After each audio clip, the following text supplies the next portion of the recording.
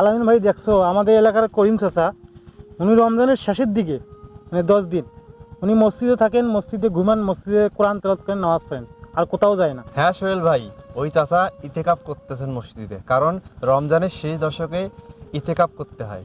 কারণ আমাদের নবীজি সাল্লাহ সাল্লামও তার পরিবার সহ এই রমজানের শেষের দিন ইতেকাপ করতেন, শেষের দিনগুলো। তাই ভাই আমাদেরকেও কি করতে হবে, ইতেকাপ থাকতে হবে রমজানের শেষ দশকে। তা আলামিন ভাই, ইফতেকার মানে কি? আমি তো জানি না।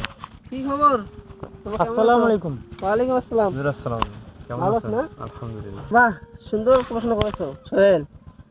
ইতিকাফ হচ্ছে রমজান মাসে শেষ 10 দিন যে আমরা মসজিদে থেকে পৃথিবীর সকল সম্পর্ক ছিন্ন করে ইবাদত আল্লাহকে রাজি খুশি করার জন্য যে ইবাদত করি, তাই হচ্ছে ইতিকাফ। তাইলে হুজুর, এর ফায়দা কি? হ্যাঁ সোহেল, তুমি এর ফায়দার কথা বলেছো।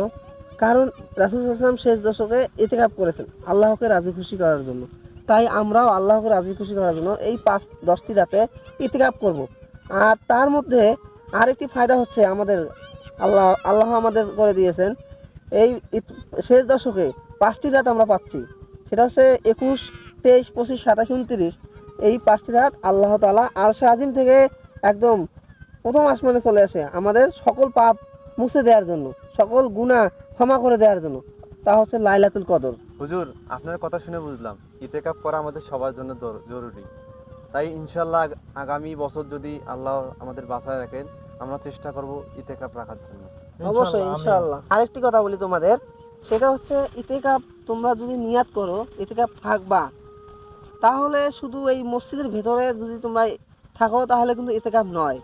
ইতিকাফে আল্লাহর ইবাদত করতে হবে, কোরআন শরীফ তেলাওয়াত করতে হবে, ইস্তেগফার করতে হবে। আর মোবাইল সাথে থাকলে তা তোমরা ব্যবহার করতে পারবা, কোরআন শরীফ তেলাওয়াত করতে কাজে ব্যবহার করতে পারবা, কিন্তু অযথা কাজে এই মোবাইলকে ব্যবহার করা যাবে না। আচ্ছা হুজুর, যদি আমাদের পেশাব পায়খানার চাপ দেয় বা গোসল করার চাপ দেয়, তখন কি করব? অবশ্যই তা তোমাদের প্রয়োজনীয় যে কাজগুলো রয়েছে তা তোমরা অনায়াসে করতে পারবা। যদি কেউ মারা যায়? সেই ক্ষেত্রে আল্লাহ রাসূল সাল্লাল্লাহু আলাইহি সাল্লাম নিষেধ করেছেন, যদি কেউ মারা যায় নিকটাত্মীয়, তবু ইতিকাফ থেকে বের হয়ে যাওয়া যাবে না, এতে আল্লাহর নিষেধ রয়েছে। দর্শক, আসুন আমরা এই রমাদানকে কাজে লাগিয়ে শেষ দশকে আল্লাহর ইবাদত করি বেশি বেশি এবং আল্লাহকে রাজি খুশি করি, যাতে আমরা কাল কিয়ামতের দিন আল্লাহর কাছ থেকে, আল্লাহর নিজ হাতে আমরা যেন এই পুরস্কারগুলো আল্লাহর কাছ থেকে নিতে পারি। সোহেল, আমাদের দর্শককে কিছু বলো। আরে ভাই, আমার ভিডিওগুলো ভালো লাগলে লাইক কমেন্ট শেয়ার করে পাশে থাকেন।